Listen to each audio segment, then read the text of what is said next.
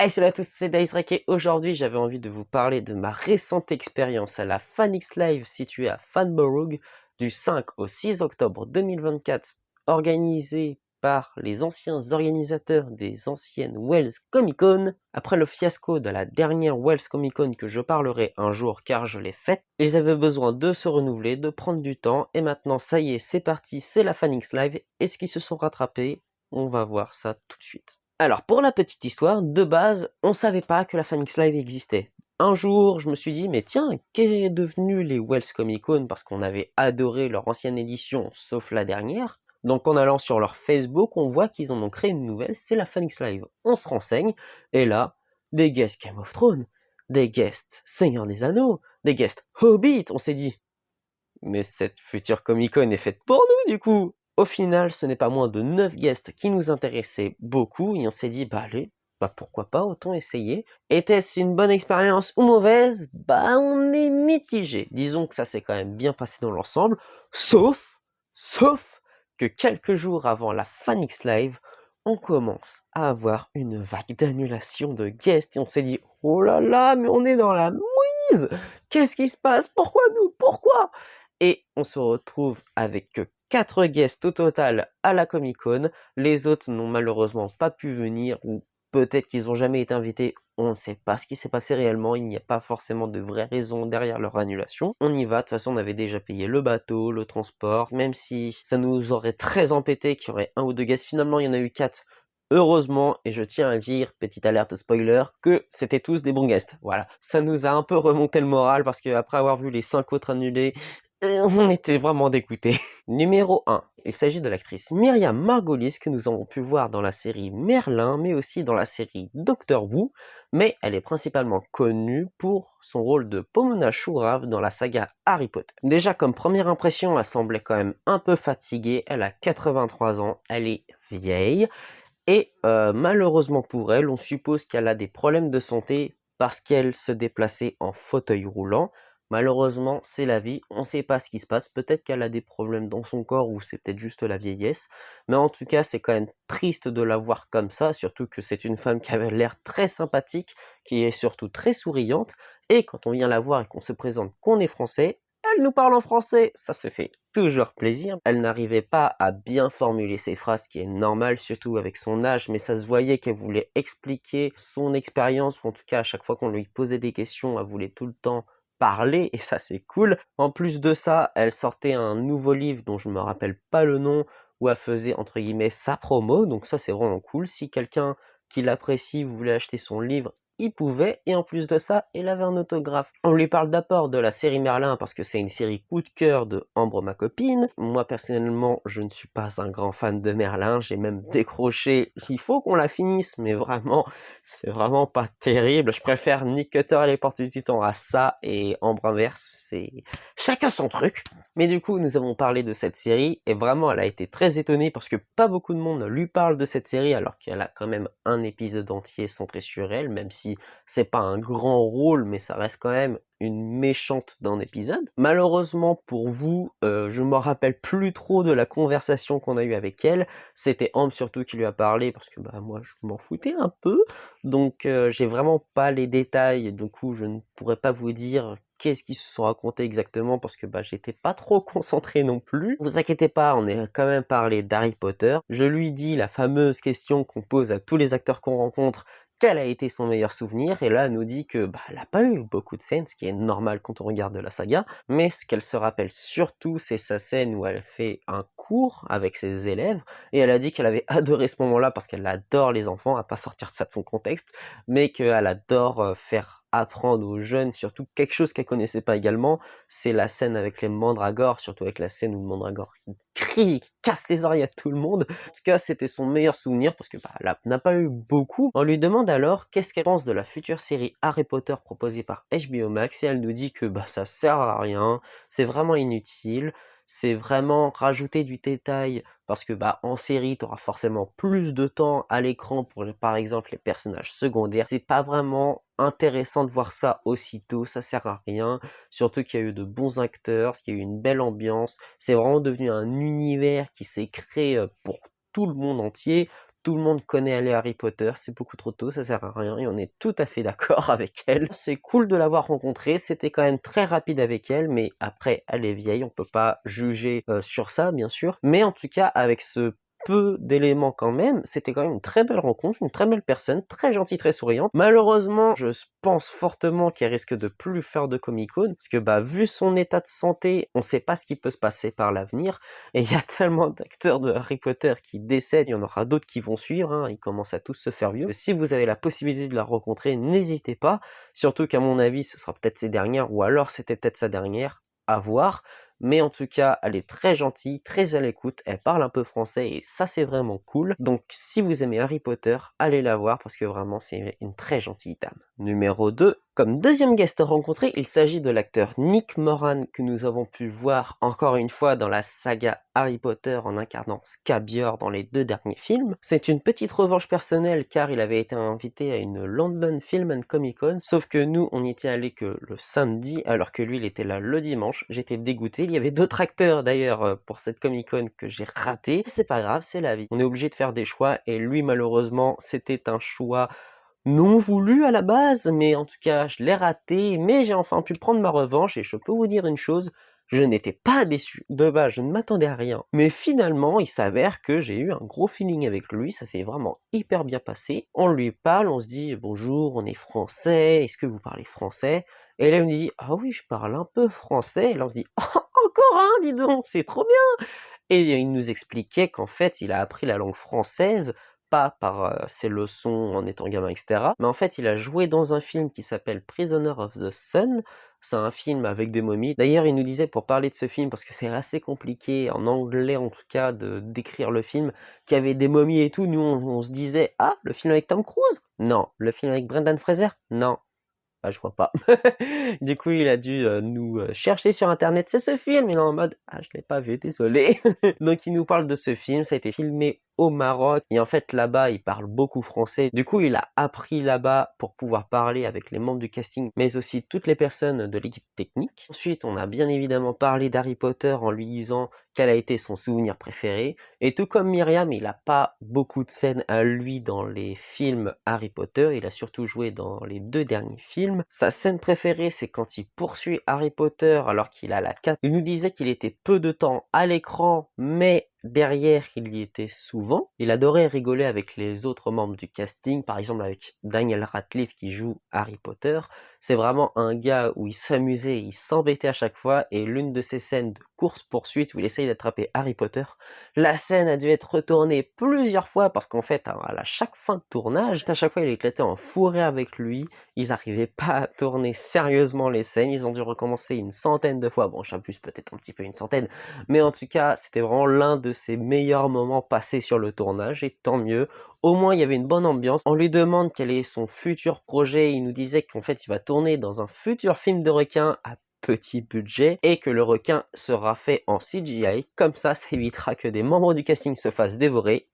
Merci pour cette précision. Donc si vous voulez le revoir dans un autre film, il va jouer dans ça. On lui parle également qu'est-ce qu'il en pense de la future série Harry Potter sur HBO Max. Et tout comme Myriam, il nous disait que ça sert à rien de reboot une saga qui est presque parfaite entre guillemets, mais que c'est pas utile, c'est trop tôt et on n'a pas besoin de ça actuellement. Et nous on est tout à fait d'accord avec lui. Mais une chose est sûre, si jamais on l'appelle, lui il aimerait bien incarner soit le père de Harry Potter, James Potter, ou alors tourner à Azkaban, c'est un truc qu'il aimerait vraiment faire. Ok, il adore les rôles de méchants, mais au moins Azkaban, il y aura l'ambiance, l'univers et tout. C'est vraiment un truc qu'il apprécierait énormément. Nick Moran, vraiment très gentil, super à l'écoute, il parle beaucoup, il détaille vraiment comme il faut, il nous a bien expliqué avec ses mots, il essaye de parler un peu en français mais aussi en anglais pour que ce soit plus facile pour lui également. Si vous avez la possibilité de le rencontrer, n'hésitez pas, ça a beau être un petit rôle dans la saga Harry Potter, il vaut vraiment le détour, je m'attendais à rien et finalement je ne suis pas déçu. Numéro 3. Comme troisième guest rencontré, il s'agit de l'acteur Dexter Fletcher que nous avons pu voir dans la série Band of Brothers, alias Frères d'armes en français. Je n'ai pas vu la série, donc je ne lui ai pas parlé de son rôle, mais pour moi, je le connais principalement pour son petit rôle dans la série Misfits où il incarne le père de Nathan Young. Pour la petite histoire, de base, on devait voir que 8 guests au total dans la FanX Live et lui se rajoute littéralement au dernier moment. Quand j'ai vu son annonce, je l'ai reconnu direct parce que il a quand même un visage que tu reconnais très facilement. Mais quand on l'a vu annoncer, j'étais en mode oh, oh, ok, c'est un petit rôle, mais ça fait toujours plaisir. Je m'attendais à rien. Et finalement, ça va faire comme le cas de Nick Moran. Je m'attendais à rien. Et je suis pas déçu. Ah, clairement pas. Déjà, on arrive. Je sors mon book Misfits parce que oui, j'ai aussi également un book de cette série. Et là, il voit Misfits, il est en mode oh, trop bien. Oui, je fais très mal son interprétation, mais c'est en gros ce qu'il a exprimé. Il parlait de Misfits. Pour lui, déjà, il était très content et très étonné de voir que quelqu'un veut parler, ou en tout cas avoir un autographe de son rôle dans Misfits, donc ça lui a fait énormément plaisir. Son rôle est vraiment petit car il a que 2 scènes à tout casser. Mais une chose est sûre, c'est que son tournage s'était vraiment hyper bien passé et surtout, il a pu côtoyer l'acteur Iwan Rheon, Robert Sheehan et Antonia Thomas. Par exemple, avec Robert Sheehan qui joue Nathan Young, donc son fils dans la série, il disait qu'il était vraiment très drôle et qu'il voyait un énorme potentiel avec cet acteur. Et je suis totalement d'accord avec lui. Malheureusement, pour ceux qui ont suivi un peu le parcours de ce jeune homme, il a voulu se lancer dans les films. Du coup, il a quitté la série Misfits pour pouvoir améliorer sa carrière. Et on va dire que c'est pas un fiasco, mais que ça a pas du tout tourné en sa faveur. Malheureusement pour lui, il est encore dans des rôles principaux, genre à la Umbrella Academy. On pense tous les deux en tout cas que lui, ça peut être un énorme guest plus tard dans l'avenir. On se le dit nous-mêmes, même quand tu regardes à l'époque dans la série Misfits, c'était quand même lui qui perçait l'écran, et même dans Umbrella Academy ou dans les autres œuvres, tu vois que lui. Mais par exemple dans les films, c'est pas forcément lui qui est mis en valeur et c'est pas de grands films non plus. On attend le jour où ce sera vraiment le rôle principal où il pourra donner tout ce qu'il peut. Ce gars peut avoir un Oscar. Je parle pas de Dexter, je parle de Robert. Il faut arrêter de ça parce que c'est Dexter le plus important. Donc il nous disait qu'il côtoyait aussi Iwan Rheon ou comme avec Robert, il disait que lui, ça peut devenir un grand acteur. Et il a raison, putain. Malgré qu'il ne fasse pas beaucoup de films, on le voit beaucoup dans des séries à la Game of Thrones. Sa nouvelle série, là, je sais plus comment elle s'appelle. Inhumain, bon, ça on va peut-être pas trop en parler. Il a un gros potentiel derrière. Il était tellement intéressé par le jeu d'Iwan qu'il l'a engagé pour l'un de ses propres films. Et oui, Dexter n'est pas non seulement un acteur, mais il est aussi réalisateur. J'ai oublié de le préciser juste avant, désolé. Il est réalisateur de beaucoup de films. Il a pu réaliser Sunshine Unless, Bohemian Rhapsody, où il est co-réalisateur avec Bryan Singer. Il a pu faire Rocketman. Vraiment que des bons films en soi, si vous les avez vus. D'ailleurs, en parlant de Sunshine Unless, il y a Antonia Thomas, Alisha dans la série Misfits, qui incarne l'un des rôles principaux et il a vraiment adoré son interprétation. Il disait qu'avec le cast de Misfits, c'était une expérience incroyable et que du coup, dans son avenir, ça lui a rapporté une plus-value, vu qu'il est en contact ses acteurs. Malheureusement pour nous, il parlait peu français, du coup, on a dû traduire comme on pouvait dans notre tête afin de pouvoir continuer à discuter. Mais vraiment, gros coup de cœur avec lui. Dexter, on s'attendait à rien et on n'est pas déçu, tant mieux. Ça va être dur de départager entre Nick et Dexter, mais en tout cas, si vous avez la possibilité de le rencontrer, je sens que je vais dire ça à chaque guest à chaque fois, n'hésitez pas. Si vous y allez pour Misfits, du coup, vous savez que c'était un élément clé pour sa carrière ou même pour sa vie. Et si vous voulez le voir pour Band of Brothers, je n'ai pas vu. Un jour, je le regarderai, promis. Vous pouvez lui en parler, surtout que c'est l'un des rôles importants dans cette série, donc à mon avis, on n'en a pas parlé, mais ça lui fera plaisir également. Donc vraiment, vous serez pas déçus de le rencontrer. Il est vraiment super cool, sympathique. N'hésitez pas à le rencontrer. Comme quatrième guesteur rencontré, il s'agit de l'acteur Ben Crompton que nous avons pu voir seulement, ou en tout cas principalement dans la série Game of Thrones dans le rôle d'Edison Tallet. On s'en rend pas compte, mais son personnage est de la saison 2 à la saison 8, où il meurt. Ouais, il y a des spoilers. Franchement, depuis la fin de Game of Thrones, il n'a pas du tout changé, vous allez le reconnaître hyper facilement, mais chose qu'on ne voit pas forcément devant l'écran, ce qui est normal, c'est que cet acteur est vraiment hyper sympathique. Tu sens qu'il a le feeling avec tout le monde, et avec nous en tout cas ça a bien matché. Alors Ben, comme bien évidemment on lui dit on est français, est-ce qu'il parle français? Il nous répond tout naturellement, j'aime manger les petits pois. OK, d'accord, donc il connaît un peu la langue française parce qu'en fait, sa copine est belge, donc vraiment cool de savoir ça. Et il a déjà passé quelques vacances en France à Annecy. Et nous, il nous demandait où est-ce qu'on habite. Du coup, on dit Normandie. Pour que ce soit plus facile, il nous dit: «Ah, c'est à côté d'Annecy?» «Non». «Si». «Non». «Bah, c'est où alors?» «Bah, Normandie, Annecy». Et il comprenait pas, du coup, on a dû prendre l'une de ses photos sur la table. Il avait personne, du coup, balèque. On lui dit: «Annecy is here. Normandie is here». C'est loin quand même. Et bah, c'était un moment très drôle avec lui, mais vraiment quand je vous dis très drôle, c'est que lui, il rigole tout le temps. Vraiment, il a le sourire. Il pourrait être un très bon pote ou même un pote de soirée où tu te bourres la gueule avec. Je sais que je pars très loin, mais en tout cas, c'est vraiment quelqu'un de formidable. On parle beaucoup avec lui. On parle un peu en français, mais c'est quand même pas sa tasse de thé. On continue quand même en anglais. Il nous parle que son meilleur souvenir n'est pas pendant le tournage de Game of Thrones, mais juste avant, sur l'annonce de casting, quand les showrunners demandaient qui voulait incarner Edison Tallet, et ils voient Ben Cranston, même pas besoin d'essayer, ils disent « Toi, tu es Edison Tallet ». Ok. Et voilà, trop bien comme anecdote. Tu te dis, tu fais une phase d'essayage pour qu'au final, t'as même pas besoin de la faire, t'es pris direct, t'as même pas besoin de t'embêter, tant mieux pour lui. Il nous disait également que l'ambiance, le casting, les décors, les costumes, tout était hyper bien, au moins ça pouvait t'aider à te fondre dans le décor, à avoir l'ambiance de la série, à croire même que tu es le personnage en question. On lui présente nos books pour avoir les autographes et il était émerveillé, franchement ça lui faisait plaisir. Du coup il commence à regarder les autres pages, il voit qu'on a vu Kit Harington avec lui, et oui on a vu Kit Harington, j'en parlerai une prochaine fois, encore une fois dans une nouvelle vidéo, mais c'était à la London. On le voit annoncer, on se dit oh putain, on est obligé d'y aller. Et on y est allé, on a pu le rencontrer et c'était vraiment hyper bien. Je fais un peu trop de teasing à mon goût. Kit Harington vraiment super cool, et du coup Eddie est encore, je l'appelle Eddie, mais c'est Ben. Ben est encore ami avec Kit. Du coup, même si vous allez sur leur Instagram, vous pouvez voir qu'ils se prennent en photo, qu'ils se rencontrent, c'est vraiment trop bien. Tant mieux parce que bah quand on regarde la série, c'était vraiment l'équipe des membres de la garde de nuit qui étaient vraiment tous ensemble. Il y avait Winterfell ensemble, Poriel ensemble, enfin bref.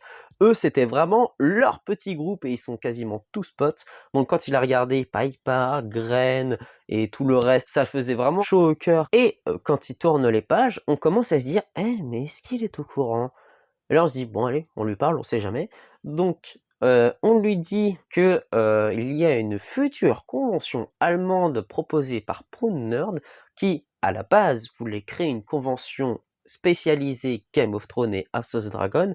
Malheureusement, il y a eu très peu de ventes à ce niveau-là, donc ils l'ont retardé pour pouvoir faire une fusion. Ils ont fusionné l'univers de Game of Thrones avec l'univers fantasy avec des loups-garous et vampires. Nous qui aimons l'univers de Game of Thrones, bien évidemment, on voulait y aller, donc le report nous a attristés, mais d'un côté, ça nous a quand même soulagés, surtout financièrement, hein, on va pas le mytho. En tout cas, on la fera, et on lui dit que, par exemple, Piper alias Joseph Atlin a été annoncé, James Cosmo alias Mormon a été annoncé également, il y a aussi le silure de Game of Thrones.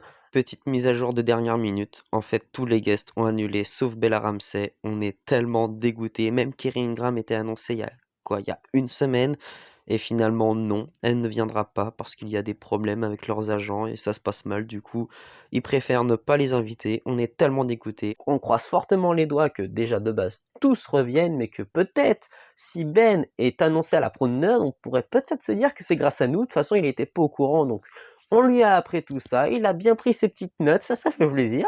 Et franchement, il a dit peut-être, pourquoi pas, à voir s'il aime les conventions, peut-être que ça peut l'intéresser. Ça se trouve, il aime pas et il s'en fout totalement. Mais en tout cas, au moins, il a la petite info. Si jamais Prune Nerd ne l'avait pas invité ou n'avait pas suggéré ce guest, là au moins, ils peuvent peut-être avoir un petit match entre eux. Donc, pourquoi pas avoir les futures annonces guests. Donc vraiment, Ben Crampton, très gentil, très à l'écoute, il prend son temps, il est très drôle, vraiment, c'est le genre de gars, tu veux te le faire comme pote. On a adoré sa rencontre, vraiment hyper cool. Si vous aimez Game of Thrones de base, bah c'est Edison, ça reste quand même l'un des secondaires importants, donc n'hésitez pas à le rencontrer, il vaut le détour, franchement. Vous allez le voir, t'as l'impression que vous allez devenir pote hyper facilement, il y a le feeling, il y a le match. Après peut-être que ça marche avec nous, mais pas forcément avec d'autres. À voir, de toute façon, chacun a son propre avis avec les acteurs qu'ils ont rencontrés, mais en tout cas avec nous, Ton était vraiment hyper gentil, adorable, et on le regrette absolument pas. Pour conclure, la FanX Live était vraiment hyper sympa à faire.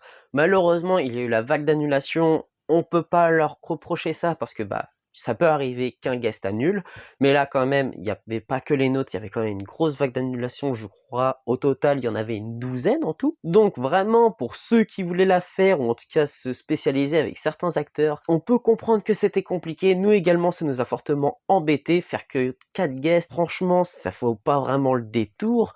Mais en tout cas, heureusement, il y a eu 0 déception, donc on en ressort quand même bien meilleur qu'en y allant. Ils étaient tous super gentils, et maintenant, on va passer au classement. En numéro 4, il s'agit de l'actrice Myriam Margolyes. Malheureusement, son temps était très court avec elle, même si ça s'est hyper bien passé, c'est quand même celle avec qui on a eu le moins de feeling, mais franchement, je le répète encore une fois, mais ce n'était pas une déception. En numéro 3, il s'agit de l'acteur Dexter Fletcher. Lui aussi, on s'attendait à rien et on n'était pas déçus. Vraiment, de nous apprendre son histoire avec les acteurs de Misfits, c'est que ça l'a vraiment propulsé en tant que réalisateur. Ça fait du bien d'entendre ça et tant mieux pour lui. En numéro 2, c'est l'acteur Nick Moran. C'est comme avec Dexter Fletcher. Franchement, on s'attendait à rien et on n'était pas déçus. Vraiment hyper gentil, hyper cool. C'est celui avec qui on a eu quand même le plus de feeling. Mais bien évidemment, il y a un numéro 1 et c'est Ben Crompton du Game of Thrones, comme par hasard. Il est hyper gentil, hyper à l'écoute, très drôle. Vraiment, c'était celui avec qui on a le mieux discuté. C'était en plus le dernier guest rencontré et vraiment finir par lui, c'était vraiment hyper bien. Si vous avez aimé la vidéo, n'hésitez pas à mettre un j'aime, un commentaire et la partager également, ça me ferait super plaisir. Quant à moi, je vous laisse. J'ai d'autres vidéos Comic-Con Convention à tourner, à écrire et à partager. C'est très long, c'est très dur, et en plus il y a d'autres concepts de vidéos que j'aimerais faire mais que je n'ai pas forcément le temps. C'est embêtant, mais c'est pas grave. En tout cas, merci beaucoup d'avoir regardé cette vidéo. Je vous laisse. À bientôt.